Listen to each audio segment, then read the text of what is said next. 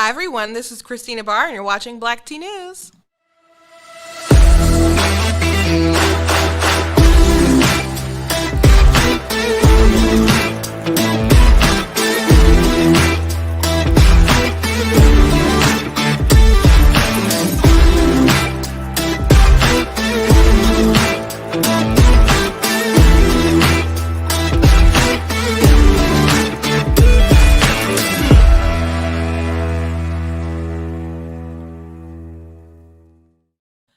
Hello. Welcome everyone to Black Tea News. I'm your host, Christina Barr, and today we're going to be talking about Afghanistan, of course. We have ended the 20-year war, and I would say utter disgrace how President Joe Biden decided to leave without securing the civilians. At first they were saying we're not going to leave anyone behind, then they kept moving the goalposts like we're not going to leave anyone who doesn't want to get out. And now he was bragging the other day on TV, addressing the nation, saying, well, we only left 10% behind.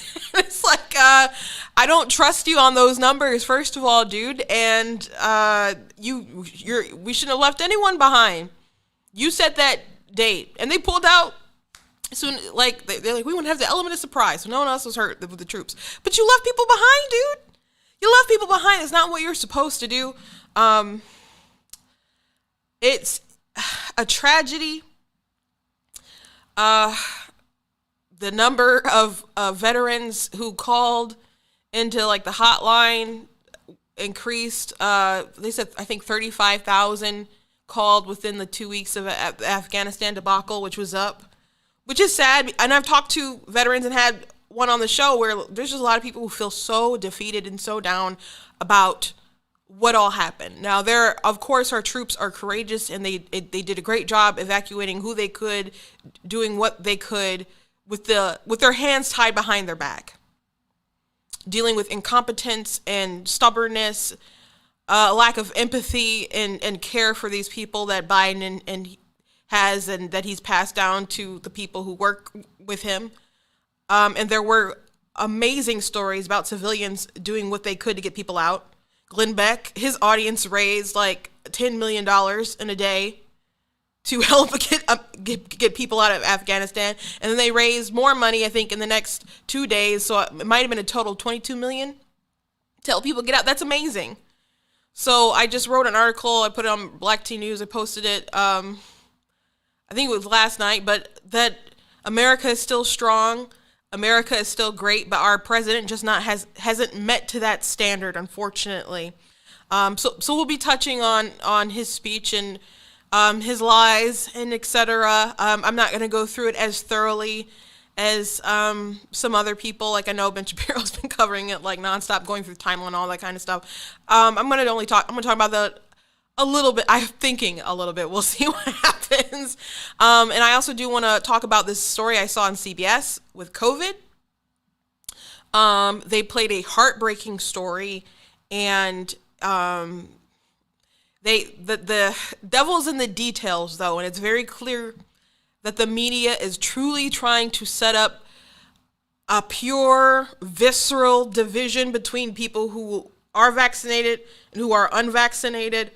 I don't know, like they want to start a civil war, people in the streets or something. Like it's amazing how they corrupt stories that should be wholesome or something. They'll do whatever they can to cause division, because when we are divided, that's when they can swoop in and assume more power. So I want to go through that story and also talk a little bit about Texas and they had a heartbeat bill go into effect and people are losing their minds about it. And it seemed, I don't know, so Democrats seemed more outraged about babies being born, I guess, than the whole Afghanistan thing. But we'll go into those things really quickly. I want to encourage you to go blacktnews.com and check out different content that I have on the site, like the article I just mentioned, and also check out stuff we have at the store. We got, of course, I got this hoodie that I am wearing, the GOAT hoodie that is there at the store. Also got the Denounce White Supremacy, Defeat Joe Biden shirt. I voted for Trump, and all I got was historic peace deals, border security, etc., and this lousy T-shirt.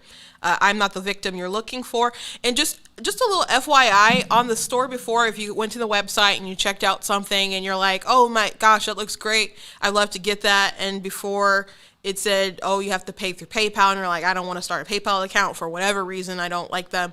There is an option now that you can just enter in your card information. You don't have to start an account. You can just enter it in and pay for it that way. And you can also donate this the same way. So if you want to go to the website and donate, which I do ask that you do, that you can just go to the website there and enter your card information. You can do either way, to either donate or to get some merchandise. So there is some diversity there with the options for the site.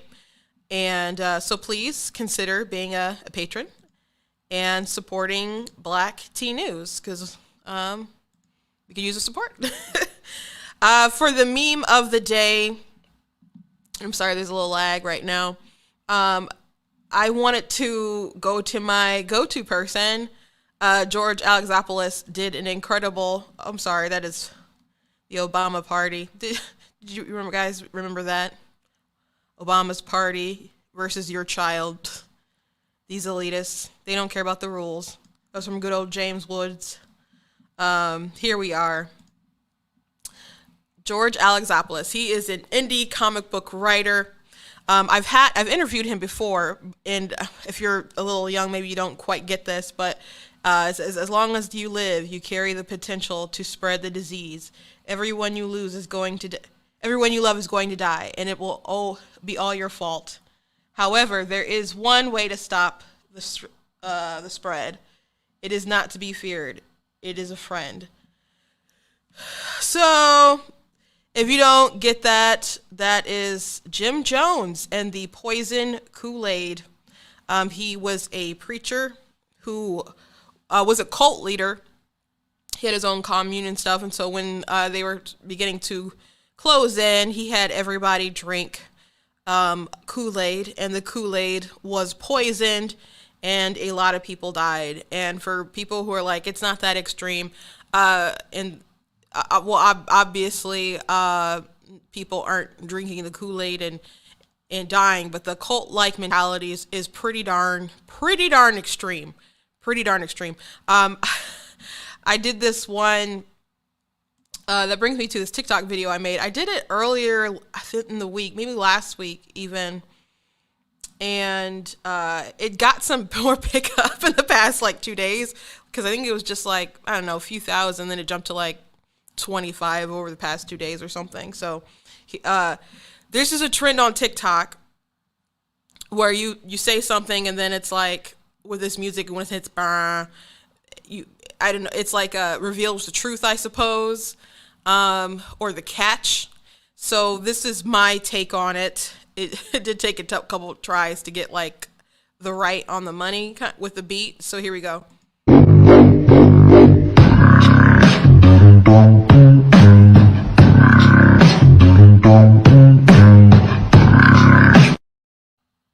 So, so I'm vaccinated by the blood of Jesus. I mask up with the full armor of God. And the last one, I social distance from Satan.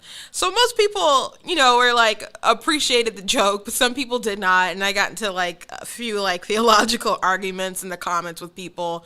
Someone, and I posted the screenshot of this on my Facebook if you haven't seen it, but on TikTok, someone said, God created, without God, we wouldn't have the vaccine. And I said, without scientists, we wouldn't have the pandemic. So that's just the truth. I'm sorry. And I'm not saying that you shouldn't take it if that's what you want. But that's something that should remain your choice. And it's obvious that they are trying to continuously force people into taking something they don't want, that they're not giving, in my opinion, not true informed consent, because people are so hysterical about it. I saw a TikTok from a girl I used to go to school with. She ended up blocking me from Facebook because I was right all the time and she couldn't take it. But I know that sounds arrogant, but that was true. The last thing I said that got me banned permanently from her life was, she wrote nobody is perfect, and I wrote under her comment, I said, Job was perfect. Block. So anyway, she did a video where she went to Myers in Michigan, and she's freaking out about kids not wearing masks, and how kids doing kid things like touching stuff. You know, toddlers will do anything. I mean, a kid will eat. If you don't catch a kid, they'll drop a piece of candy, put it back in their mouth like it's nothing. It's freaking gross, but you got to catch some kids. But anyway, she's just like, there's a lot of people about to lose their kids. These kids are about to drop dead from germs. Specifically, I guess, from COVID, but that's so far outside of the realm of reality. So far. If you look at the numbers, go look at seriously, if you're concerned at this at all about your kids, please go to the CDC, go to their website, look at the deaths, and then type and look at the age groups, because they do break them down in different demographics with kids. And look at the age group with your kids in it. And I think you might be able to even break it down without any sort of pre-existing conditions on the CDC. I'm not sure. But even without doing that, like just the numbers of everyone who died from the beginning of the pandemic, the numbers are, I guarantee you they're smaller than what you think. They're smaller than what you think. Unless you're very up and informed about it. But they're way smaller than what you think. So there's people living in hysterical la-la land about this who've been totally frightened to the point where they can be easily controlled because they are so hysterical. So I'm going to play this video from CBS and talk a little bit about this story, because this was something that I saw maybe 2 days ago. And I as I listened to the story, the full story of the report, and read the full report, nothing made a lot of sense to me while I was reading the story. And then there's like a stunning omission at the very, very, very bottom of the story, and there's a very stunning omission at the very, very end of the video. And I don't have the end of the video, I just have like the beginning clip of it. If you want to watch the full thing, you can go watch it online. But here's a little bit of the story. This was U.S. Army veteran Daniel Wilkinson on an emergency room stretcher shortly before he died. He loved his country. He served 2 deployments over in Afghanistan, came home with a Purple Heart, and it was a gallstone that took him out. Last Saturday, Wilkinson's mother, Michelle Puget, rushed him to Belleville Medical Center, just 3 doors down from their home. But for Wilkinson, help was still too far away. I do labs on him. I get labs, and the labs come back, and I'm at the computer, and I have one of those oh crap moments. ER Dr. Hassan Kakli treated Wilkinson, and he discovered that he had gallstone pancreatitis, something the Belleville Hospital was not equipped to treat. If that stone doesn't spontaneously come out and doesn't resolve itself, that fluid just builds up, backs up into the liver, backs up into the pancreas, and starts to shut down those organs. His blood work even showed that his kidneys were shutting down. This went from life-threatening to... He's dying. In front of you? Yes. Wilkinson needed a higher level of care, but with hospitals across Texas and much of the South overwhelmed with COVID patients, there was no place for him. We're making phone calls. Sorry. Places had the specialist to do the procedure, but because of how sick he was, they didn't have an ICU bed to put him. Okay, so the story goes on. He puts it online. He's just trying to find anyone who will take him. And someone says, yeah, sure, you can bring him here. Then they're like, oh, no, you can't, because it turns out we don't have the beds. And then someone else was like, oh, yeah, you can bring him here. Like, oh, I'm sorry, I can't because admin isn't approving it. So it gets to the point where they're like, even if he goes out, like, do you want me to even resuscitate you? Because we'd still be in the same situation where we can't treat you.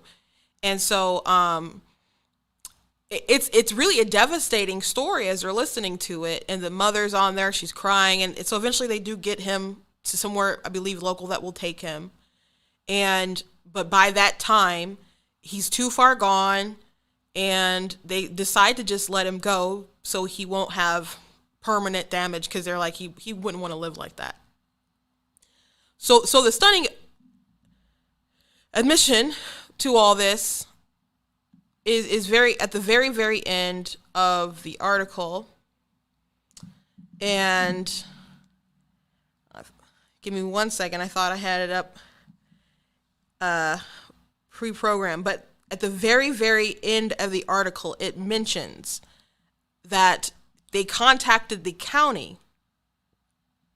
And they're like, can we get a special hospital made? And they're like, we could put one in ASAP, a field hospital. But the problem with that is that we still wouldn't have enough nurses. They have enough beds. They don't have enough nurses. And so they just got a bunch of nurses to come in who I guess traveling nurses, whatever, or they're hiring people in all the time. But right now they don't have the nurses to take care of them. So what a lot of people don't know, or maybe you do know if you know some nurses, is that it's not that hospitals are overrun with COVID, or when they say we don't have a bed, people think that people are just bursting to the brim with so many COVID patients. It's not true. It may be true in some hospitals, but it's just overall, it's not true. Maybe overall is kind of harsh, but that's the perception that they want you to have. And that's the perception they want you to have while you're watching this story. And I know that's the perception they want people to have.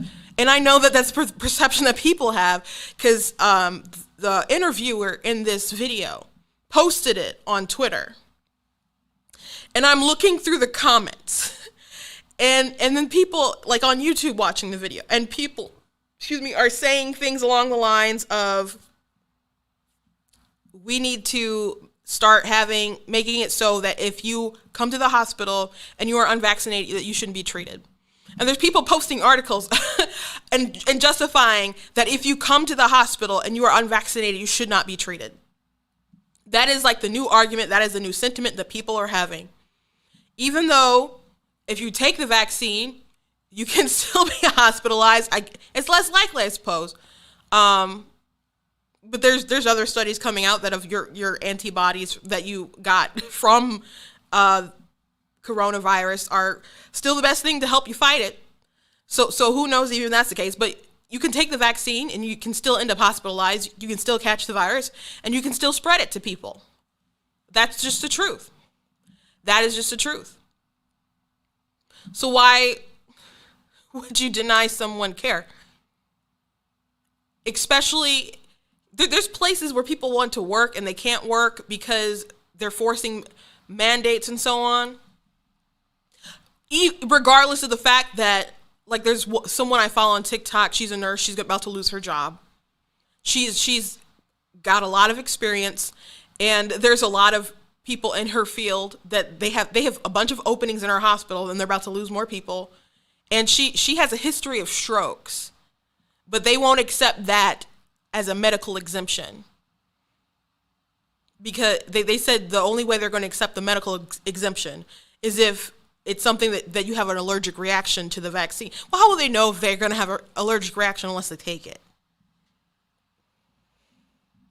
So she's about to lose her job. She's about to lose her job, and a lot of nurses are.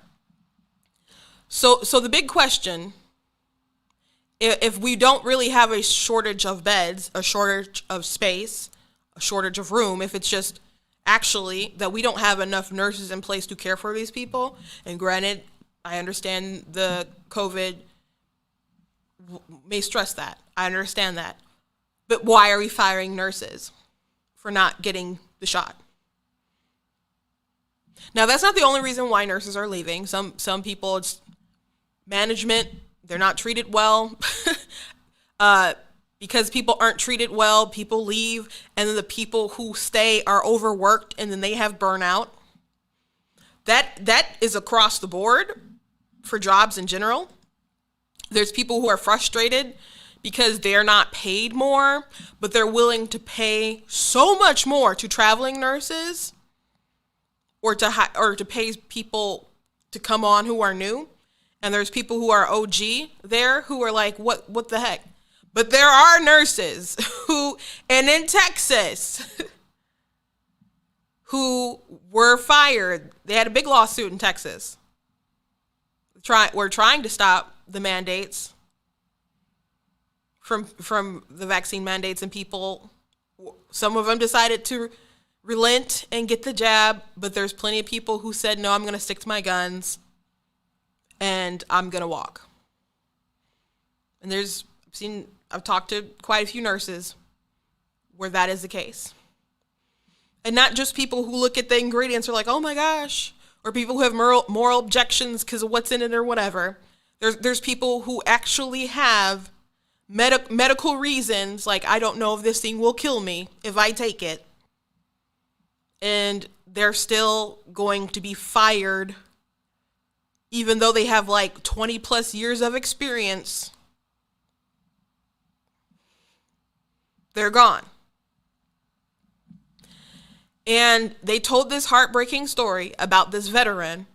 They put it on TV about how there's no room, there's no space, they're just so overwhelmed. And people watching it are having their hearts ripped out because you have a crying mother, the doctor is crying, choking up. It's getting all the reactions that a normal human being would have. But it's taking it further because they phrased the story as if this is the fault of the pandemic, and it's so overwhelmed with people being in the hospital because people aren't vaccinated. That's how people are taking the story, and they are interpreting this story. And at the very, very, very end of the article, it does mention that the problem in Texas, because they did try to get the man in surrounding hospitals, there's not enough nurses. There's not enough nurses. I've heard from people that said, in my hospital, we have X amount of beds. We have like 3 COVID patients in the ICU. Like, you can look up the I don't know if you can look it up everywhere, but some places you can look up how many people are actually in the ICU from COVID and so on. How many beds are taken up. Not all of them are to the full capacity. I mentioned, I took my sister, I don't think I told him it was my sister, but I don't think she cares. I ended up having to take her to the doctor, and they said they wanted to get her checked out. So they're like, we want you to go to the ER. And we went to the ER, and they told her it was going to take 4 to 6 hours. And the nurse didn't want to tell her that at first. And she's like, 4 to 6 hours? She's like, yeah, well, we got COVID. And so she was looking at the reviews before we walked in. This is a systemic problem. You can't blame COVID. COVID is new. That doesn't explain why it took so many hours before COVID. But people, like, historically, it does take a long time normally in a lot of emergency rooms. Not all of them, because she was like, I'm going to go to my normal hospital. Y'all can just send the information over and do whatever y'all do, but I'm not waiting 4 to 6 hours to be seen. So we went to Wahlburgers, got some lunch, and then we went to a different hospital. But people, it's all because of COVID. It's not all because of COVID. It's staffing issues. And some of those staffing issues, as of right now, could be because of administrative issues, could be because of pay, could be because of burnout. But regardless of those are the reasons, it doesn't make sense to take something that has an issue like that and then add on top of it that you are willing to fire nurses and doctors and all kinds of other staff because they won't get the jab. It doesn't make any sense. Especially, you call these people heroes. You had them work throughout the pandemic, not always with new, fresh equipment. They didn't always have the stuff to properly take care of themselves, so to keep themselves from getting it, but they worked tirelessly for the people. And now you're pushing them out the door because they will not conform. It doesn't make any sense. It doesn't make a darn bit of sense. Well, so I don't know how far this will go, but like I said, they told that story in a way to make people want to push people out who have not got the vaccine, to make them angry. And it doesn't make any sense. The vaccine isn't for other people at this point. It's for you, because you can still catch it. You can still spread it. Right? So it doesn't make, like, I'm not taking it for you. You're just angry that I won't take it because because you like the high of the tyrannical power. And it also doesn't make sense, and maybe I'll have to write an article about this to kind of just flesh out my thoughts succinctly on it, but it doesn't make sense to try to force people who haven't been vaccinated out of the hospitals or refuse them care anyway, because their taxpayer dollars went to paying for COVID. Hospitals get money for that. I'm not saying it covers all the costs or that hospitals are fudging the numbers or anything like that. That's not what I'm saying. But they do get money from the government, so people won't have to pay for that sort of care. Okay, so government doesn't have money. They take it from people. They take it from your tax dollars. And at this point, we're just spending money that we don't have. So they're just incurring debt on that person and their children, their grandchildren, and then so on. Okay? So they've already paid for themselves to be treated with this, regardless of if they're vaccinated or not. Do you know what else they did? Their taxpayer dollars helped like Operation Warp Speed go forward. So whether they want the vaccine or not, they helped pay for it. So you're gonna say that we shouldn't treat them? That's crazy. That's bonkers. That's bizarre. It's cruel. You take an oath, right? So why wouldn't you treat them? You were willing to treat people when you weren't vaccinated. So now you don't want to treat people because they're not vaccinated, even though you have the full power to be protected yourself. That doesn't make any sense. It doesn't make any sort of sense.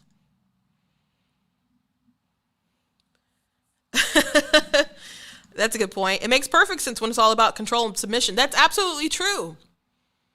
And so there's people still trying to say it's not about control. It absolutely is about control. It absolutely is about control. There's no reason, like the hysteria with the mask and the kids and the schools and stuff.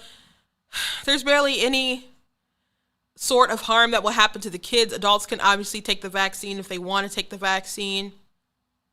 It doesn't make any sense.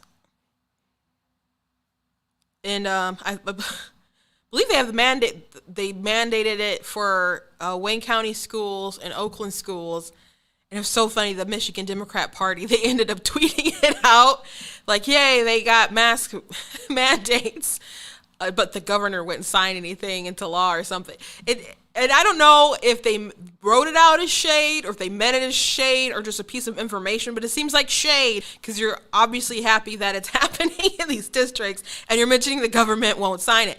The governor won't sign it. Who's a Democrat? So they ended up deleting it, but man, it's funny. It's really funny that they accidentally dissed the governor. And she doesn't have any authority to do that, and I think she knows that, but I think she also knows she has a tough road ahead for her reelection. And I think that's also why Gavin Newsom hasn't done any really huge statewide authoritative measures. I was listening to Nerdrotic the other day. He's a YouTube commentator. He has his own site and stuff, but he's a former comic book owner, but he lives in California. He does a lot of commentary on nerd stuff. I mean, his name is Nerdrotic. I enjoy his content. And he did mention, I think the only reason why we are not living as oppressed as we are, as we were before, is because he has a very tough recall right now. He has a very tough recall. And that's a reason why recalls and stuff or elections or anything that you can do to hold your government accountable, to put some pressure on them, to put some fire under them, it's good, because if they know that they can just oppress you forever and get away with it, they will do that, and they will just keep assuming more power. And that's what we're seeing with the vaccine mandates. Whether you like it or not, whether you're vaccinated or not, how can you just stand by and just watch them be so oppressive with our liberties? I'm not an anti-vaxxer.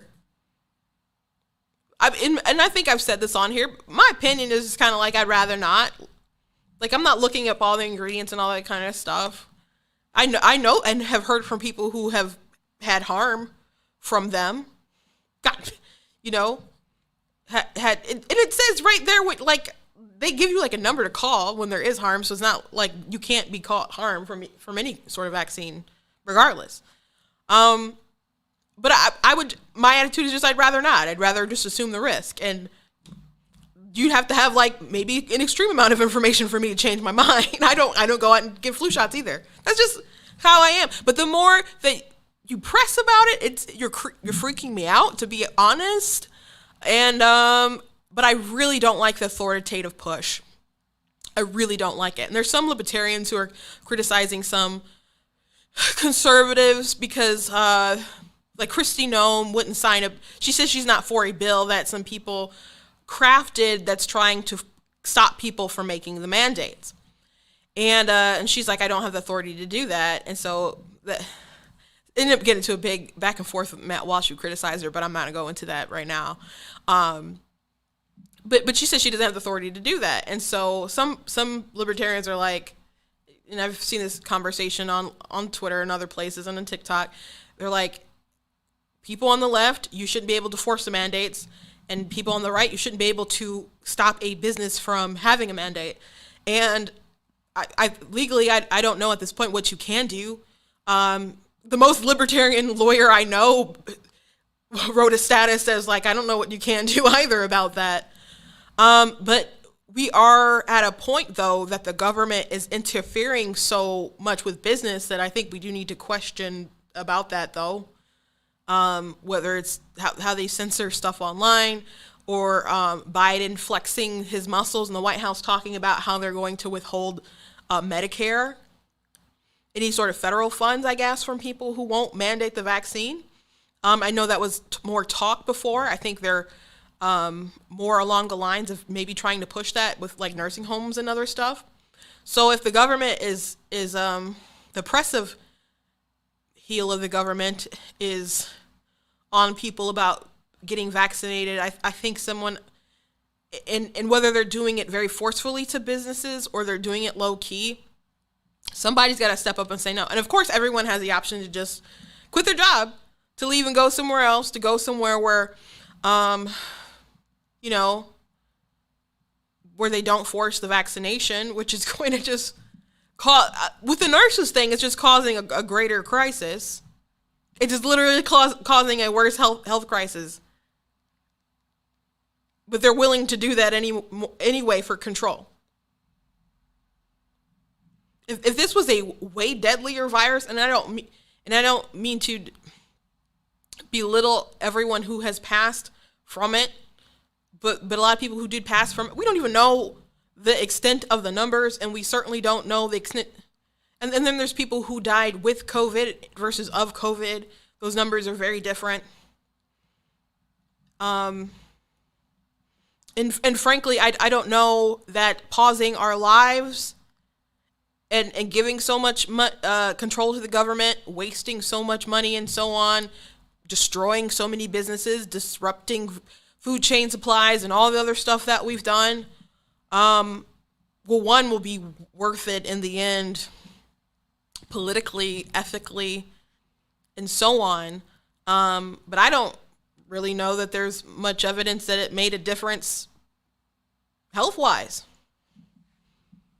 Honestly. And also, I went out jogging the other day and I did a quick video.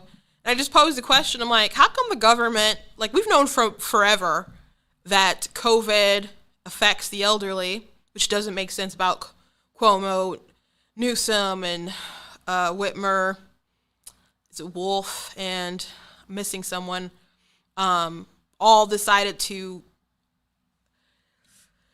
put the elderly in compromising situation with COVID patients because obviously they were going to start dropping like flies. I don't understand that because we've always known our elderly were the most vulnerable. Your age is a big determining factor on how this is going to impact you. But then, like, the second thing is your weight.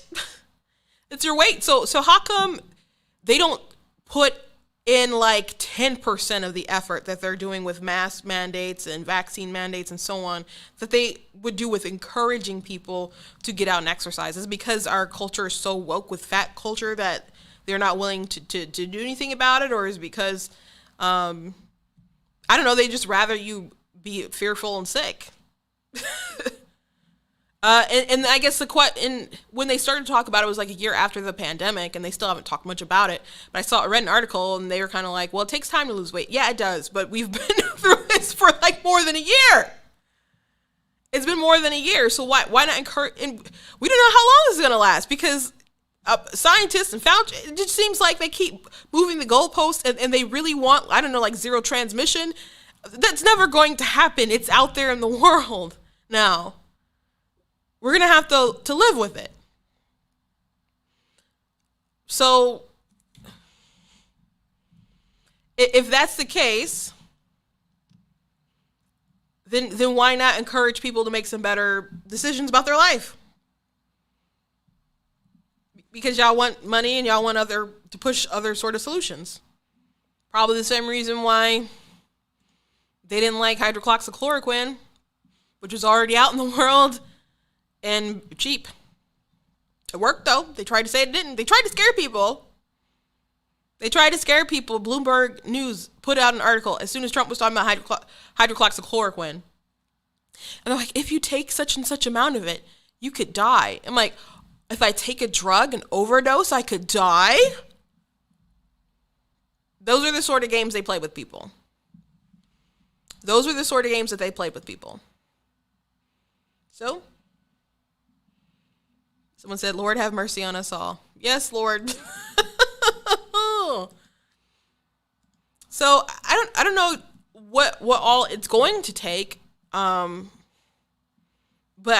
people are going to have to stand up and be courageous. I saw a video, and this is the last thing. I think this is the last thing I'm going to say about this, because I do want to move on to other subjects, but I didn't mean to go for this long talking about this. But the other day, someone asked on TikTok, like, what's one thing the pandemic taught you? And so I did a reply to it, and I said, well, I already knew that people were sheep. I already knew that the government is corrupted. I already knew that if they can assume more power, they will. I already knew that my liberty is more important than my safety. And for the people who are trying to keep their safety over their liberty, they're going to have neither. And that's really what we're seeing here. People are so afraid, and they were made to be so afraid that they are willing to give up their liberty. But it's really not going to be worth it in the end. It disheartens me when I read Supreme Court decisions, and then there's the liberal justices that will dissent, and they'll be like, well, you can't, this isn't right that these churches are going to be open even though everything else is open, but we have to consider the safety of the people. Or there was a case recently, and they're like, we have to consider the Delta variant now. And it's like, can't we just consider the law on people's liberties and the Constitution? Like, I'm pretty sure that's what you're supposed to do.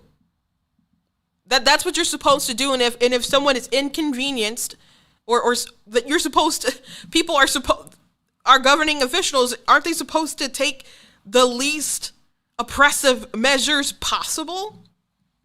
Why aren't you looking at those things, like the daily facts that can change? I understand that, but you're giving your opinion based on like the news instead of your opinion based off the law. And we hear lies all the time. Propaganda. People hide information. Dr. Fauci has gotten up in the cameras, various networks, in front of Congress people, and lied to their faces. And he considers them, I don't know, necessary lies, because you have to tell the public to get the outcome that you want, or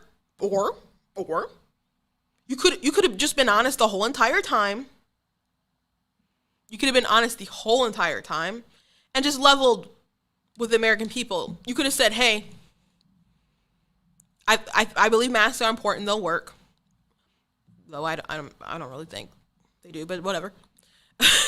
He said, I believe masks work, but we're in a pickle, and we need our medical staff, our medical professionals to have them.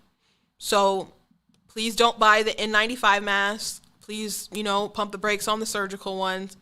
If you have the capability to make masks, please make them for yourself. That it won't give you the best protection, but it will do you some protection. which they don't really help. But if that's what they were trying to sell, but if the purpose was to protect the medical community, which they claim that's why they told the lie. But why not just be honest with people? Why not be honest with people? Because if you really think that they were in danger from not wearing a mask, and you told them not to wear a mask, who made you the moral executioner, I guess? you just put them at harm then. And then he'd be like, oh, I had to say what I had to say. Or the whole mask theater thing that he'd have to go through with Rand Paul and so on. So don't sell your liberty to people who will lie to you to get the outcome that they want. Trust the science. You can't just first of all, science is a process, and scientists are still the ones who study it and so on. And scientists are they're not God. You know, not everything they say goes anyway. They're not right all the time, and also they lie. You can put your trust in the Lord. He's not going to lie to you, whether he doesn't need to sugarcoat things. He's God, okay? But scientists aren't God. They're men, and men can lie. Men can give you information to I don't know, make their wallets bigger or fame. You can't tell me some people don't like fame. And there's some people who have been like legit the whole time, sure. And some of those people have been threatened, and some of those people have been fired, and some of those people have been kicked off social media. And I'm not talking about kooks. I'm talking about people who are just honest but went against the program. So now I think I am done with this topic, but stay vigilant, folks, until all the people who are sticking to their guns and probably losing their careers because they won't get the jab. Godspeed to you. And this isn't just a nursing problem. We have, obviously everywhere, we have hiring problems. And it doesn't make sense that people want to keep making it worse. It doesn't. Absolutely doesn't. And unless you're just trying to tank everything, which is a possibility. The thing that I ended up saying that I learned from the pandemic is that we're closer to the point of no return than I originally thought. But we can fight back. But I'm not gonna lie to you. We've done some real damage. Okay, let's talk about Afghanistan. Biden addressed the nation. He doesn't deserve to be president, but that's not new information to all of you, I'm sure. Of course, he wants to pretend like this was flawless, like this was amazing, like they did a good job, at the same time where he's blaming his predecessor, the Afghan army, the former president of Afghanistan, and so on. It's everybody's fault but his. He says, he's responsible, but only for, the good stuff. And there's people out there trying to spin it. People are like, oh, the media's being really honest. They're starting to spin now. It's happening. That's still their president. That's still the guy they put in office. That's still the guy that they're going to want to keep there because they know Kamala's awful too. And they're going to want to try to keep power in the midterms. So if they have to drag the corpse across the finish line again, they'll do that. They'll talk up their rating stuff with Afghanistan for a while. And there are people who are like absolutely livid about what happened, that are mortified about how he handled things. Absolutely, there are people like that. But the simp's still gonna simp. Or the sycophants are still gonna be sycophants. At the end of the day, a lot of these people are paid to lie to you. They're not paid to deliver the news. They're paid to lie to you because their narrative is more important. So here's a little bit of the speech the other night. Let me be clear. Leaving August the 31st is not due to an arbitrary deadline. It was designed to save American lives. My predecessor, the former president, signed an agreement with the Taliban to remove U.S. troops by May the 1st, just months after I was inaugurated. It included no requirement that Taliban work out a cooperative governing arrangement with the Afghan government. But it did authorize the release of 5,000 prisoners last year, including some of the Taliban's top war commanders, among those who just took control of Afghanistan. And by the time I came to office, the Taliban was in its strongest military position since 2001, controlling or contesting nearly half of the country. The previous administration's agreement said that if we stuck to the May 1st deadline that they had signed on to leave by, the Taliban wouldn't attack any American forces. But if we stayed, all bets were off. So we were left with a simple decision. Either follow through on the commitment made by the last administration and leave Afghanistan, or say we weren't leaving and commit another tens of thousands more troops going back to war. That was the choice, the real choice, between leaving or escalating. I was not going to extend this forever war, and I was not extending a forever exit. The decision to end the military airlift operations at Kabul airport was based on the unanimous recommendation of my civilian and military advisors, the Secretary of State, the Secretary of Defense, the Chairman of the Joint Chiefs of Staff, and all the service chiefs, and the commanders in the field. Okay. First of all, I don't. Who believes that everyone agreed that they should leave like that? And if they did, there needs to be resignations all around. All around. A couple things. A lot of things that he said throughout his speech were just lies. But first, I want to read something that President Trump said. Biden's biggest mistake was not understanding that the military has to. Biden's biggest mistake was not understanding that the military has to be the last out the door, not first out the door. Civilians and equipment go first, and then when everyone and everything is out, the military goes. So simple, and yet it wasn't done. Yes, absolutely. That's not hard to figure out. That's really common sense. And Biden kept trying to say, well, this was to protect our troops. We didn't want anything else to happen to them. Sure, absolutely, especially after 13 of our troop men and women died.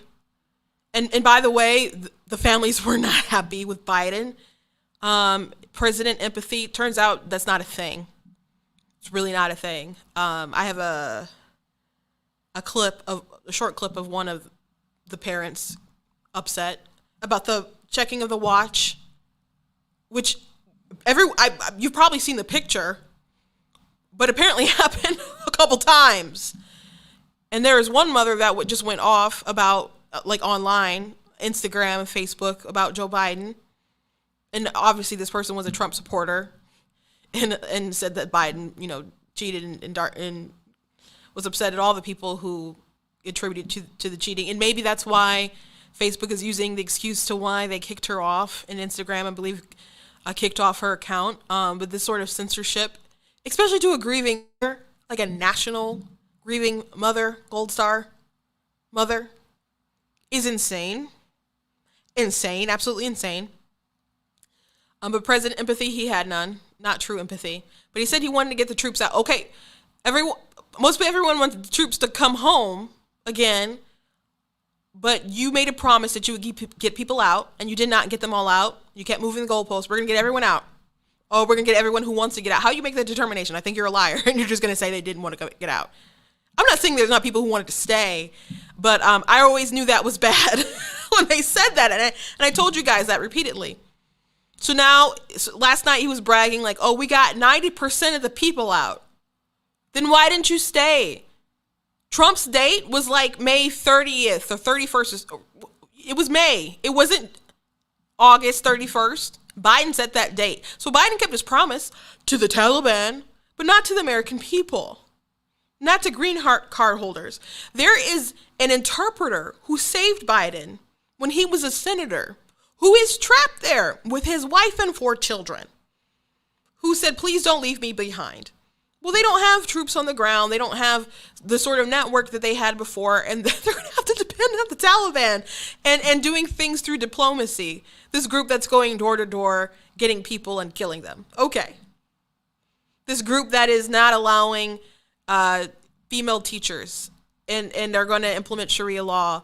And I saw one story. I just saw the headline and only a little bit before I got started, but apparently there was a gay man that they decided to rape and kill.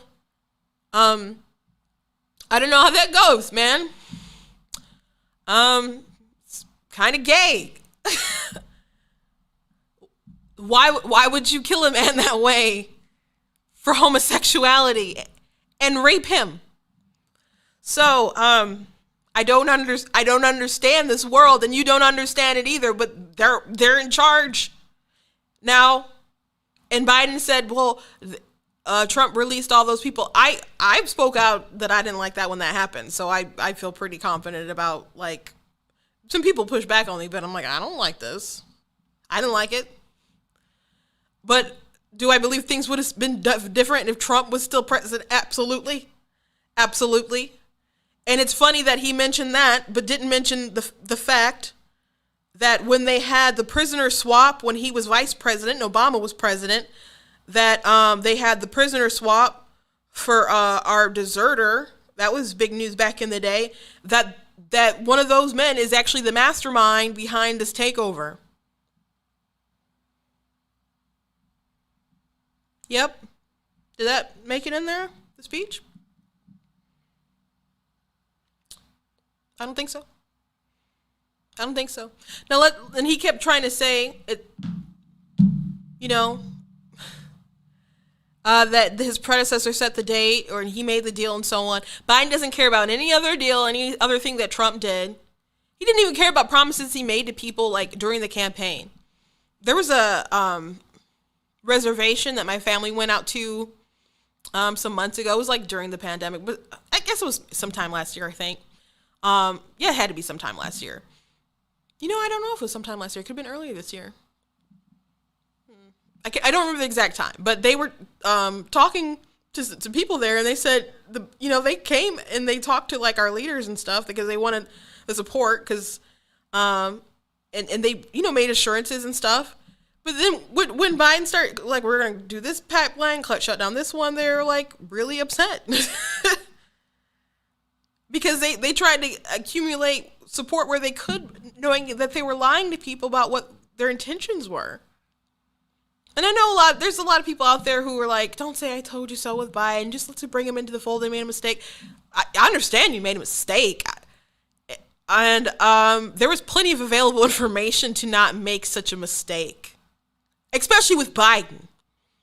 Now, if Trump was awful, or if there was like a Trump counterpart with someone who hadn't been in politics or whatever, and they got in there and they just did a terrible job, maybe you could be like, well, you know what? You were just going for what was best at the time. No. Biden has been there for so long, and people are pretending like it was a bunch of other people who made a bunch of decisions and his predecessors and so on. Biden was there. He voted to go to for the war. Like, that's something that happened. And people are saying this is the Republicans that Bush got us into it now, and Trump made that deal, and Biden's the one who's ending it. I don't know how young people were at the time, because someone who I saw a video, and someone was 27, and so they were born at the time, but they were obviously younger than I was, so I don't know how much they remember. But then again, my sister was young too, and she still knows better. Okay, when September 11th happened, everybody was ready to do something. Period. Everyone. And that's why everyone backed it. And it wasn't just a Congress thing. Everybody was ready to go, period. Did the emissions sort of change all the time, over time? Yeah, sure. But Bush got reelected because it looked like we were going to have a weak person come in the office, make a bunch of mistakes, and they're like, no, we need to finish the job. So we're going to reelect Bush, okay? That's what America decided. And things went on. Bush and Obama came in and he wanted to leave. And he actually expanded the different wars and stuff. He didn't know he had to go before Congress and try to get their okay with stuff. He just made 2 wars into 5 and created chaos with Syria and other stuff. Did that prisoner swap, by the way. And who was the vice president? Who was the vice president at the time? Who was the vice president? It was Biden. Biden was there. Biden has made mistake after mistake after mistake. And we didn't even have a foreign policy debate. You picked who was president. That's how insane is that? How insane is that? Biden can't even take credit for being there with Osama bin Laden because he said, don't go. And he was dumb enough to volunteer that information. It was bad enough when he volunteered that information when Hillary Clinton was running. And he's like, well, the only person who said go was somebody else. I was like, okay. That means Hillary Clinton didn't want them to go. Okay, thanks for telling me that. I used that in a video or 2. But Biden, he admitted, no, I didn't want to do that. I was against that. He's been wrong about everything. So he's president, and he could have just disregarded Trump's deal with the Taliban. He could have tried to negotiate something else. He had intelligence. He lied to the American people about what would happen. He blatantly lied to you, folks. I don't know what to tell you. He blatantly lied over and over and over again about what would happen. It was not an intelligence failure. He said, oh, Taliban's not going to take over. They knew better. They knew better. And they are so lucky. See, the media is, at the end of the day, people are going to do whatever they can to try to not have Republicans win the midterms. Because if the Republicans were in charge right now, man, there would be some committee hearings and people trying to get some real accountability about this. People will be trying to get some real accountability about this if Republicans were in charge. So I think they're going to try. I don't know what they can do, but they're going to try to do whatever they can to make sure that they don't have to answer some tough questions. So Biden blamed it on Trump, huh? Cool. Except he told George Stephanopoulos that regardless of the deal, that he would have tried to get out. In the South, in the Pashtun area. So would you have withdrawn troops like this even if President Trump had not made that deal with the Taliban? I would have tried to figure out how to withdraw those troops, yes. Because look, George, there is no good time to leave Afghanistan. 15 years ago would have been a problem, 15 years from now. The basic choice is, am I going to send your sons and your daughters to war in Afghanistan in perpetuity? No one can name for me a time when this would end. And what constitutes defeat of the Taliban? What constitutes defeat? Would we have left then? Let's say they surrender like before. Okay. Do we leave then? Do you think anybody, the same people who think we should stay, would have said, no, good time to go? We spent over $1 trillion, George. 20 years. There was no good time to leave. So the fact of the matter, he just wanted out. And a lot of people want it out. And a lot of people agree with him. But it doesn't make any sense that you would leave hundreds of Americans behind and now they are all effectively hostages. And we have to depend on the goodwill and the information from the Taliban. And he complained about the Taliban being so much stronger. But they left so much equipment, 85 billions worth of equipment. I know I put it on my Facebook page if you haven't seen it. The graphic with all the equipment they left behind. It was just insane. Trying to find it really quick. Over 22,000 Humvees. They got helicopters, 33 Mi-17s. They have 33 Black Hawks. 8,000 trucks. Night vision goggles. Over 350,000 assault rifles. Over 126,000 pistols. Oh my gosh. They have aircrafts, not just helicopters, aircrafts, just.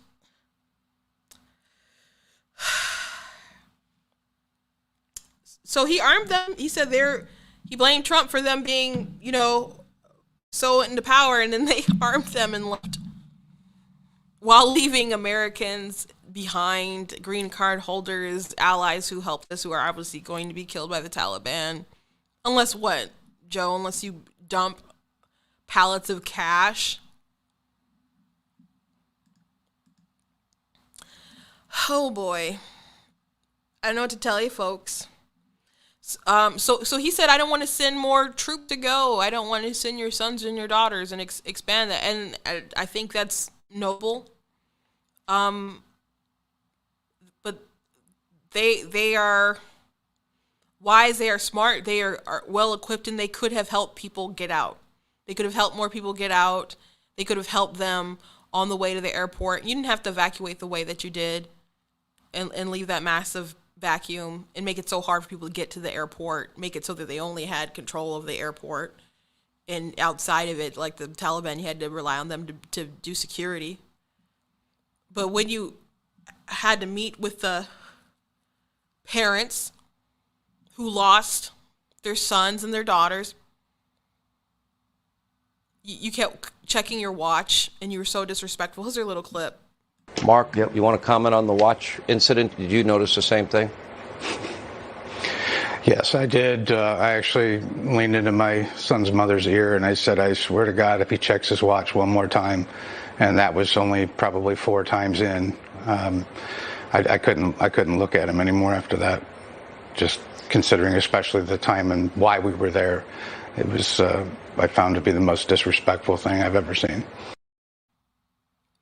Yeah, and there's parents talking about what he would keep relating his son Bo, who died of cancer, which is tragic, but their children died because of a poor operation. That can be laid on his shoulders. Can't blame that on Trump. That's on Joe Biden. And they push back like, I want to talk about my kid. I've heard Trump talk about when he would meet people want to tell stories, not even like recent stories. They would talk about how their kid played in the, little league baseball and stuff like that. They want to reminisce about their child and all the things that they did that made them happy. Their lives start flashing before their eyes. You could just sit and listen. And he kept bringing up his son. And so when people said, like, I want to talk about my kid, he apparently got offended. And the press weren't allowed to be there. And some people were like, well, because he doesn't want to make it into a big thing. Well, you could have had, like, press not be there at all when the planes landed. You didn't have to have press there at all for the photo ops. Because Bush was way more low-key about that stuff. That stuff was private, sacred. Okay, so you didn't have to do what you did at all. When I read there wouldn't be press there when the families meet Biden, I was like, that's because they're gonna go off on him because it's not gonna end well, and they don't want that on camera. That's what that is about. But it still got reported. The families are upset, and Biden was pushing back when they didn't want to hear about his son. And it is tragic that he lost his son, but people find it really off-putting that he keeps bringing him up, because empathy it's about feeling other people's pain, and he wants people to know that he can relate to it, but it's your time to listen. And if they have to scream at you or yell at you, just take it. Let them grieve. Let them process it the way it needs to be processed. The buck stops with you. So why are you fighting them about it? You can share the pain of losing your child, yes. But the circumstances of how they died were totally different. Totally different. And they're dealing with fresh, raw pain. So Biden is a terrible, terrible person. In general, like, not just because how he handled things here. And of course, he wanted to get out just because he wanted to get out. And let's be frank, he didn't care about the consequences of his actions. He didn't. And I've told you guys, I've given you proof, evidence. Political Playbook wrote a little piece about that was in a diary of, I think it was Adam Holbrook, saying that when they questioned Biden in 2009, when he like just wanted to pull out, and they're like, well, what happened to the women and everyone else in Afghanistan? And he's like, we got away with it in Vietnam, so, you know, so it doesn't matter, basically, because there's going to be sycophants who are going to cover his tracks. And of course, the news cycle is bad right now. Maybe he didn't even think it would be as bad right now, but he thinks he'll get away with it. He thinks he'll get away with it. He thinks just blaming Trump will be acceptable, because that's what people have been doing. He thinks people aren't going to lay this at this feet. Maybe he thinks they're still going to win the midterms and he's going to be able to go at his presidency. And I pray to God that he's wrong. I pray to God that he's wrong. But these elite people, man, like the same people who can push mandates with the mask and all that kind of other stuff and not have to do it themselves, and people make excuses for them. I don't get those people at all. Like, you know, these people are breaking the rules and you still want to be sheeple and not hold them accountable. That's crazy. But Biden believes that he can do whatever he wants, and he knew that it was going to be bad for the people left behind. Obviously, it was going to be bad for the people who they literally left behind. He doesn't care. Maybe he didn't want any more bad press with troops dying. Or maybe he just didn't really want that on his conscience. But how can you live with the people who you left behind? Doesn't make any sense. But just bringing up Bo to like shield yourself isn't gonna cut it to people with fresh, raw pain when they know that you are the reason that it happened. And I want to be careful when I say this, but I don't know how to bring this up and be careful about it, because people will probably be offended regardless. Not that I totally care. But I did notice, because in the first debate with Biden and Trump, and I cannot remember the context of when they were going back and forth, but people were complaining about Trump constantly interrupting him, and it was not their finest moment. I'll give you that. But when he tried to bring up, maybe it was when he tried to bring up Hunter, he was trying to shift unto Bo, and it's very clearly seemed like he was trying to get around those criticisms with name dropping his son who died of cancer. And so people who believed that he was very empathic are beginning to see that. And of course, Biden has been through some really tragic, traumatic sort of things. He has had a life of tragedy, but it's not translating well. Even like I believe he cares about his son, Hunter, deeply, and his issues that he's had with addictions. But he's had those things for a very long time, and it hasn't made him more. It didn't give him empathy for the people that he was willing to lock away in 1994. And you might be going, did Hunter have a problem that long? I think so, because I read a report about them trying to hide his record or clear his record. So I think it's probably been going along that long. It's amazing he's alive, actually. But these parents are really upset. And it kills me that they actually banned one of the mothers for expressing her grief online. Big tech has gotten out of control. So I'm really sorry for everyone that Joe Biden is a president right now. I didn't do it. And I've been following some accounts of people who are Republican, who crossed the line, I guess, to vote for Biden because they really didn't like Trump. And they've had some interesting commentary. I don't have time, so I'm not going to get into it, but very interesting stuff. Last thing I want to talk about, and I guess I want to talk about it briefly because I have talked for a long time. I usually like to have these weekly shows go about an hour. But I do want to mention that in Texas, they did have a 6-week abortion ban, and it went into effect. So people are freaking out. They were trying to get the Supreme Court to hear an emergency case about it, but it's now gone into effect. And so you have Democrats, like I said, freaking out about it. This is a traumatic, terrible thing. And Cori Bush said something interesting. Under my comment, of course, I'm thinking about the black, brown, low-income, queer, and young folks in Texas. The folks this abortion health care ban will disproportionately harm. Wealthy white folks will have the means to access abortion care. Our communities won't. And I said, it's amazing that black Republicans are considered sellouts when folks like Cori Bush is out here promoting eugenics. That's what it is, man. She's saying low income, like literally why Planned Parenthood was formed, right there in a tweet. Black, brown, low income. That's eugenics, folks. Eugenics, right there on the screen. And young folks in Texas.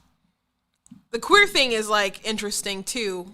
Because do we mean like queer in the sense that that they say they're queer, like on the spectrum or something? Are we talking about like, I don't know, 2 gay men won't be able to have an abortion, or 2 gay women won't be having an abortion, which they can always go to they have to go through some particular lengths to get pregnant. So I don't know how that equates to, like, how are they being disproportionately affected by abortion bans, unless we're just talking about people who say they're of that persuasion, but obviously still go with the natural sort of order of things. So Cori Bush, we know she's a fool. We know she's a fool. The person who like was against the McCloskeys for protecting their property. The fool who had raised a bunch of money for a mom who, gosh, I can't remember why they raised money for her. Maybe she just couldn't pay her rent or something like that, and she had her kids and like on CNN, and they got them all this money and stuff. But turned out those weren't even her kids; they were like her boyfriend's kids or something. So, she's a person who was talking about women's health care and pregnancy, and that she's the one who said birthing people. So she's just a fool. But this is straight up eugenics. Black, brown, low income. Those were the people they were targeting when they started making Planned Parenthood, because they wanted to limit the population of those folks. And people will say, well, those are the decisions that the people make, that women are making for themselves, not everyone, not other people, and people aren't forcing them to get an abortion. That's maybe true, or mostly true, I would say, I guess, rather. But who is lying to these people, convincing them that their lives will be better if they get one, that their lives will go back to normal if they get one, that it's not a human, that it is a clump of cells, that it is about body autonomy. Abortion has nothing to do with body autonomy, which I'm going to take credit for this argument because I haven't really heard anyone else bring this up. But people will bring up the fact that that abortion involves someone else, right? But body autonomy is about you making decisions about your body and your future, your life, and so on. So body autonomy comes into play procreation, but once it is created, there's someone else that you have to consider because you created them. You invited them into your life. You know, people know how sex works. And maybe you didn't want that outcome. Not all of us came to my parents because they were planning for it to happen. There's a lot of kids out there who are joys to their parents' lives who are happy little accidents, I suppose. But there's no justification for killing them because they're inconvenient to you. There's just not. And I think most people would acknowledge that if they acknowledge the full horrors of what it is. But you have so many people who aren't even willing to have an adult conversation about what abortion is. And they'll bypass it and just say, you got to think about the women. You got to think about their health, their mental health, their money condition, and all that other kind of stuff. What? Just bypassing that the baby exists? So when they say, oh, you're against women, you're against the women because you're against abortion. Well, women are aborted too.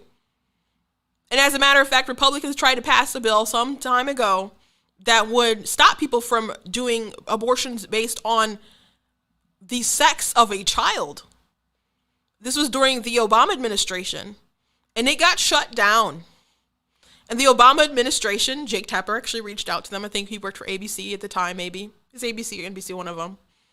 And the White House said, well, basically they agreed about it getting shut down because they didn't want to limit abortion. You don't even want to limit it when people are discriminating off of their gender. Talk about the war on women. Oh, but that's a Republican thing. No, it's not. No, it's not. They go to these women. There's a reason why they're in low-income communities. And they're not cheap. Babies aren't cheap, but they can be the joy of your life. I had my friend on here talk about her experience with abortion, and it was horrific. And she wrote a book about her life in her time in high school and her getting an abortion and then getting pregnant again, having a miscarriage, and internal healing she's had to go through, and physical healings and other kind of stuff like that. But her story about the abortion, and I helped her with the book. And when I first read it, I was like, it feels like you're writing a Cliff Notes version to your life. Like, where's the details? And so when I read that other draft with what happened during her abortion, it was like a freaking horror film. And she says, even to this day, when she talks about it, she starts feeling physically ill. When either she talking about and someone just talking about abortion, she feels physically ill. And when they did, it was a 2-day procedure because she had waited so long. And the first day, the anesthesia did not work. So she felt them tugging on her each time as they were preparing her cervix, yanking on her insides. She was under such pain. And even at times in the emergency, when she was there and before they started the procedure, and she's thinking, like, should I really go through with it? They barge in like, okay, let's do this. Like, if someone had just kind of reached out to her at that moment and said, sweetheart, you don't have to do this. You don't have to do this. Maybe she would have changed her mind at that time. But they went ahead and they did that, and she could feel everything. And so she was under so much pain. And she just went home and she sobbed with her mom. And then she came back the next day for them to finish the job. And they doubled the anesthesia. Did they do it for free? Heck no. They did not. You want to trust the abortion industry? That they care for women, that they're doing this for women? They get paid handsomely. And then they take your baby's remains and they sell them. And then they have people like Kamala Harris cover for them. These people are predators. These people are predators. Someone tried to tell me that abortion, if we make it illegal, then people will, I'm sure you've heard this, that women will just do it regardless, and it'll be more dangerous for them because of who they'll go to if they're trying to do it themselves. And I said, you're making like a stunning admission when you say that, right? Because you are saying these women are willing to risk harm to themselves to not have this baby. So you are saying women who have abortions are so mentally unstable that they're willing to harm themselves. So with that in mind, should they be having them? Because these abortion clinics, they are in these low-income communities a lot for women who maybe feel desperate or so on because of their circumstances and whatever. And they'll go there and they'll tell them low-key things like, sometimes they'll tell extreme lies, like maybe the baby can't feel it, or that or the big lie is your life will go back to normal. Like, you know, like people don't carry that guilt, that weight with them the rest of their lives. Even people who are for abortion, they carry that weight because they are such some of them will be such radical fanatics, and that's why they feel that they have to fight so hard for it. To kind of cope, I suppose, with what they've done. But you're saying these women are so distraught and mentally fractured that they'd be willing to hurt themselves if they cannot get that procedure done. They need help, not harm. They need healing, not death. So people like Cori Bush, who want to be part of the system and keep pushing to prey on these women, these vulnerable women. It's disgusting. It's disgusting. And people will consider me a sellout for having this opinion and telling you like it is. This is the last thing I think I want to say before I close. I apologize if it's not. You guys know I'm a preacher and we have like 5 closings.